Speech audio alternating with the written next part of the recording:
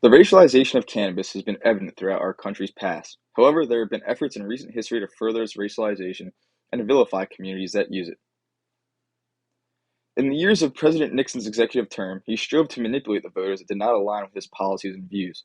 To do this, Nixon declared a war on drugs, attempting to clean the streets of all drugs and incarcerate anyone who indulges in such. He started by creating the Controlled Substance Act, which categorized all known drugs into 5 different schedules.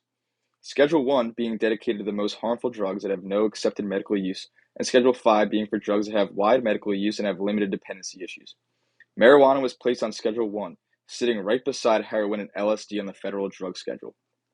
However, with the pushback on marijuana's status on the drug schedule, Nixon wanted to blur the distinction between cannabis and other Schedule 1 drugs.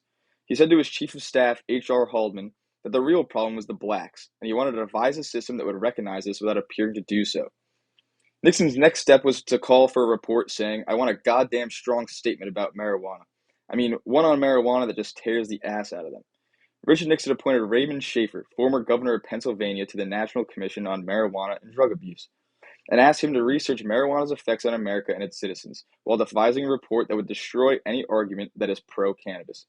However, after 2 years of researching how cannabis affects people in the communities, Shafer concluded that cannabis is actually not nearly as villainous and harmful as Nixon had led on.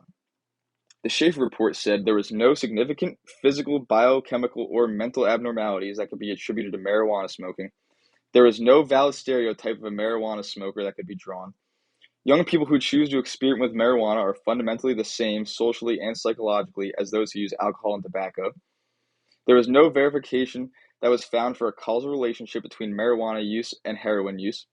Most users, young and old, demonstrate an average or above average degree of social functioning, academic achievement, and job performance. Marijuana does not cause violent or aggressive behavior, and if anything, serves to inhibit expression of such behavior. Marijuana is not generally viewed by participants in the criminal justice community as a major contributing influence in the commission of delinquent or criminal acts. Neither the marijuana user or the drug itself could be said to constitute a danger to public safety, and there is no reliable evidence existing indicating that marijuana causes genetic defects in man. The report concluded marijuana's relative potential for harm to the vast majority of the individual users and its actual impact in society does not justify a social policy designed to seek out and firmly punish those who use it. He actually called for possession of up to 1 ounce of marijuana to be decriminalized. However, upon receiving the report, Nixon was furious, and much like LBJ with the Kerner Commission, he ignored the Shafer report completely, as if he had never called for its creation. For Nixon, the Shafer Commission was just another attempt to silence and manipulate minority voters that wanted to see Nixon out of office. In 1994, President Richard Nixon's aide, John Erkelman, admitted in an interview that the war on drugs was a tool to arrest and manipulate blacks and liberals, stating, We knew we couldn't make it illegal to be either against the war or black, but by getting the public to associate the hippies with marijuana and blacks with heroin, and then criminalizing both heavily, we could disrupt those communities. We could arrest their leaders, raid their homes, break up their meetings, and vilify them night after night on the evening news. Did we know we were lying? Of course we did.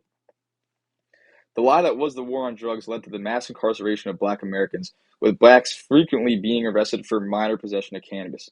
Even today, black Americans are 3.73 times more likely to be arrested for cannabis offenses than white Americans, despite almost equal usage rates.